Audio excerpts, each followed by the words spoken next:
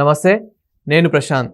Phone tapping కేసులో సమంతకి, రకుల్ ప్రీత్ సింగ్కి కూడా SIT నోటీసులు అయితే ఇచ్చినట్లు తెలుస్తూ ఉంది. అసలు ఏం జరిగిందనే విషయాలు అయితే తెలుసుకుందాం. దీని గురించి అయితే మాట్లాడేందుకు ప్రస్తుతం మనతో పాటు సీనియర్ జర్నలిస్ట్ జయదేవ్ గారు ఉన్నారు. నమస్తే అండి. నమస్తే Prashant. Sir, phone tapping case గత కొన్ని రోజులుగా అయితే చాలా నడుస్తూ ఉంది, చాలా మందిని విచారిస్తూ ఉన్నారు. ఇదే క్రమంలో సమంతకి, రకుల్ ప్రీత్ సింగ్కి కూడా నోటీసులు జారీ చేసినట్టు తెలుస్తూ ఉంది. సో ఇది ఎంతవరకు నిజం, అసలు ఏం జరిగింది? ఫోన్ ట్యాపింగ్ వ్యవహారం అసలు చినికి గాలివాన్లా తయారైంది. ఎందుకంటే మరలా ప్రభుత్వం స్థాపనకే గత ప్రభుత్వం ఫోన్ ట్యాపింగ్ వ్యవహారం అధికారాన్ని, పరపతిని ఉపయోగించి కొన్ని రకాల టెక్నాలజీ ఎక్విప్మెంట్తో వాడుకుంది అని చాలా దుమారం రేగుతున్న వ్యవహారం. దానికి మన పిసిసి అధ్యక్షులు కూడా ఒక పెద్ద స్టేట్మెంట్ ఇచ్చారు. 2018లో కూడా మేమే గెలిచి ఉండేవాళ్ళం, కాంగ్రెస్ గెలిచి ఉండేది. బట్ ఈ ఫోన్ ట్యాపింగ్ వ్యవహారం వల్ల మా ప్లాన్స్ ఇవన్నీ కూడా తస్కరించబడ్డాయి, కాబట్టి మేము ఓడిపోయామన్నట్టు కూడా అన్నారు. అయితే ఈ ఫోన్ ట్యాపింగ్ వ్యవహారం అనేది నిజంగా చాలా అంటే అధికారము, పరపతి, పవరు ఉంటే అంటే ఎల్లకాలం రాజుల్లాగా వాళ్ళే ఉండిపోవాలనుకున్నారా, లేదంటే ఇది ప్రజాస్వామ్యం అనుకున్నారా తెలియదు. ఎందుకంటే బయటికి మళ్ళీ అందరూ నీతులు చెప్తారు, పెద్ద పెద్ద స్టేట్మెంట్స్ ఇస్తారు. సో ఇట్లా స్టేట్మెంట్స్ ఇచ్చేవారు ఎట్లాంటి దీనికి ఎందుకు పాల్పడ్డారు అనేది ఇప్పటికీ ఆశ్చర్యం అనిపిస్తుంది. ఎందుకంటే అతడు సినిమా క్లైమాక్స్లో ప్రకాష్ రాజ్ గారు కోటా శ్రీనివాస్కి ఒక డైలాగ్ చెప్తాడు. ఆయన శివారెడ్డి చస్తే మీరు సీఎం అవుతారు, బట్ ఆయన చంపితే మీరు నేరస్తుడు అవుతారు. ఎంత చిన్న లాజిక్ ఎలా మిస్ అయ్యారు అని.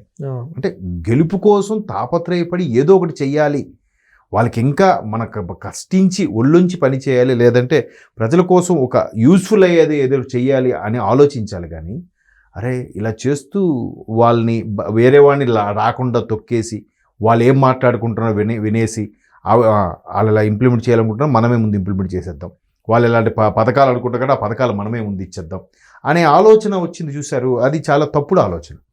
సో అలా చేయడం వల్ల ఈరోజు ఎదుర్కొన్న వాళ్ళందరూ కూడా కేటీఆర్ గారి నుంచి బయటకు వచ్చి ఏం చెప్తున్నాడు, ఆయన ఏదో తిప్పి ఒకటే ప్రశ్న అడిగారు అని చెప్తున్నాడు, ఏదో గర్వంగా గొప్పగా కార్యకర్తల సమక్షంలో. బట్ ఆయన ఫాలోయింగ్కి అలా చెప్పొచ్చు, తప్పులేదు. బట్ సిట్ వాళ్ళు చాలా సీరియస్గా ఉన్నారు, దీని మీద చాలా దుమారమే రేగుంది. మరోవైపు ఆ ఫోన్ ట్యాపింగ్ వల్ల ఎవరెవరు సఫర్ అయ్యారో వాళ్ళు పిలుస్తున్నారు సిట్ వాళ్ళు. దాంట్లో భాగంగా ఈ కొంతమంది ఇప్పుడు బీజేపీలో ఉన్న వాళ్ళని కూడా పిలిపిస్తున్నారు, తర్వాత కాంగ్రెస్ వాళ్ళని పిలిపిస్తున్నారు. ఎస్పెషల్లీ షర్మిలా గారు కూడా పిలిచారు. ఇప్పుడు ఆంధ్రప్రదేశ్ పిసిసి చీఫ్ షర్మిలా గారిని కూడా పిలిచారు. ఆవిడ మాటలు కూడా వినాలని వాళ్ళ అన్నయ్య, లేదంటే వేరే పార్టీ వాళ్ళు ఈవిడేంటి ఎవరితో కుమ్మక్కై వెళ్తుంది, ఎవరితో కలిసి వెళ్ళబోతుంది, ఏదైనా కుమ్మక్కై ప్లాన్ చేస్తున్నారా అని తెలుసుకోవాలని కూడా ఆవిడకి కూడా చేశారట. అది ఆవిడకి అప్పట్లోనూ అనుమానం వచ్చిందంట. అదే విషయం మన సిట్ కిందకి ముందు కూడా వెళ్ళి చెప్పారు. ఇకపోతే సినిమా నటులు, సినిమా వాళ్ళ వ్యవహారము చాలామందిని ఈ ఫోన్ ట్యాపింగ్ విని, ఈ ఫోన్లో ఏం మాట్లాడుకుంటున్నారో విని వాళ్ళని వాడుకున్నారని కూడా చాలా వార్తలు వచ్చాయి. అటువంటి నేపథ్యంలో సమంత గారు పర్సనల్ లైఫ్ కూడా విడిపోయడానికి కారణం అదే అన్నట్టుగా ఉంది. తర్వాత అసలు ఏం జరిగిందో తెలియదు, కానీ మంత్రి సురేఖ గారు కూడా ఏమన్నారు, అసలు నాగచైతన్య, నాగార్జున గారి యొక్క ప్రవర్తన వల్లే సమంత అలా విడిపోవడానికి కారణమైంది అని చెప్పి వీళ్ళ మీద పెద్ద అభాండం వేసింది ఆవిడ. అభాండమా, లేదంటే ఈ ఫోన్ ట్యాపింగ్ వ్యవహారం వల్ల ఆవిడకి ఏమైనా తెలిసిందా? ఈ ఫోన్ ట్యాపింగ్ వ్యవహారంలో వచ్చిన కొన్ని లుకలుకలు, కొన్ని తెర వెనుక జరుగుతున్న విషయాలన్నీ కూడా ఆమెకి తెలియబట్టి ఆవిడ అంత ధైర్యంగా మాట్లాడారా అనే దాని మీద కూడా ఇప్పుడు చర్చిస్తున్నారు. మేబీ ఆవిడకి ఏదో తెలియకూడని తెలిసింది, ఏదో వీళ్ళు వెనక జరిపించింది అన్ని తెలిసే కాబట్టి ఆవిడ అంత ధైర్యంగా అనగలిగింది. సో అది వేరేగా కేసు నడుస్తుంది, పక్కన పెట్టండి. అయితే ఇప్పుడు ఏదైతే ఆవిడ అన్నారో, సో సమంత గారి విషయం కానీ, తర్వాత రకుల్ ప్రీత్ సింగ్ వ్యవహారంలో కూడా ఒక మాజీ మంత్రితో ఏదో వ్యవహారం ఉందని, వ్యవహారాలు నడిచాయని కూడా కొంతమంది ఓపెన్గా యూట్యూబ్ షార్ట్స్లో కూడా ఒక పాత డైరెక్టర్, ఒకప్పటి డైరెక్టర్ కూడా ఇప్పుడు బాహాటంగానే ఆయన స్టేట్మెంట్లు ఇస్తున్నాడు. రకుల్ ప్రీత్ సింగ్ ఆ మంత్రి గారికి ఏవో వ్యవహారాలు ఉండేవి, లేదంటే ఇంకో సమ్మెక్స్ అనే ఒక హీరోయిన్కి ఉండేది అని. రీసెంట్గా ఒక బీజేపీ ఎమ్మెల్యే కూడా హెబ్బా పటేల్ వ్యవహారం కూడా తెర మీద తీసుకొచ్చారు. ఏది కుమారి 21F సినిమాతో హీరోయిన్గా చేశారు ఆవిడ.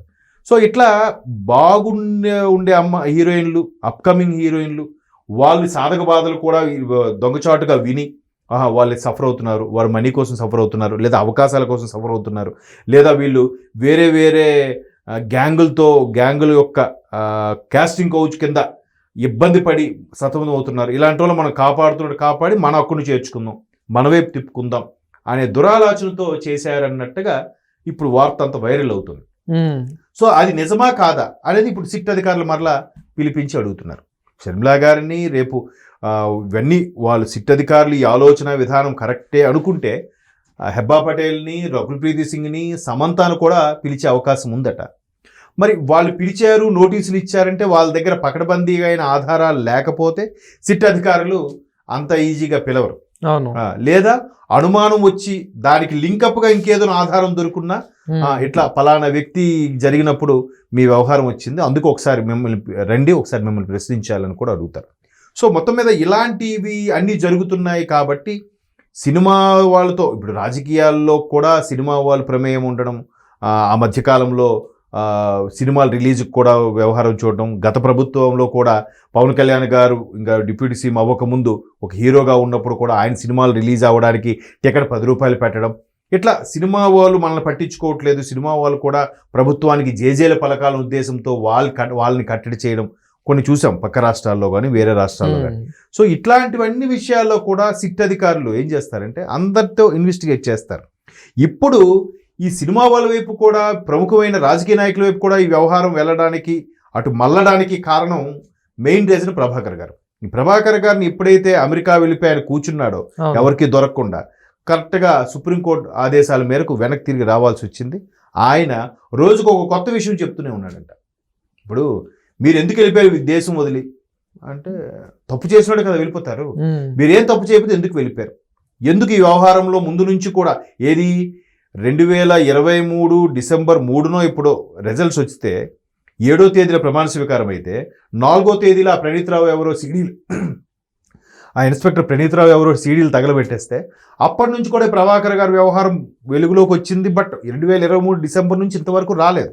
మొన్న వచ్చాడు ఆయన, ఎంతవరకు మీరు ఎందుకు రాలేదు, పదవిలో అంటే అధికారంలో ఉన్న వ్యక్తి మీరు ఎందుకు అటు వెళ్ళిపోయారు, ఏంటి రీజన్ అనే కోణంలో ఆలోచించి ఆయన ఇంకా రాకపోయేసరికి సుప్రీంకోర్టు ఆదేశాల మేరకు మీరు కంపల్సరీగా భారతదేశాన్ని పౌరుడిగా కంపల్సరీ తిరిగి రావాలంటే ఆయన మొన్న వచ్చాడు. ఆయన మీద వరుసపెట్టి సిట్ అధికారులు క్వశ్చన్లు వేస్తున్నారు, ఒక్కొక్కటిగా విస్తుపోయే నిజాలు బయటకు వస్తున్నాయంట. సో దీన్ని బట్టి ఇది ఎక్కడికి వెళ్తుంది ఏంటి, ఈ ఒక చిన్న దురాలోచన ఏం మాట్లాడుకుంటున్నారో తెలుసుకోవాలనే ఆలోచన ఎంత పెద్ద ఇదైపోతుందో చూడండి. అది పెద్ద నేరం కూడా ఒక విధంగా. బట్ సిట్ అధికారులు ఏం తేల్చుతారు, ప్రభుత్వం ఏ విధంగా దీనికి పరిష్కారం చూపిస్తుందో wait and see. Thank you sir.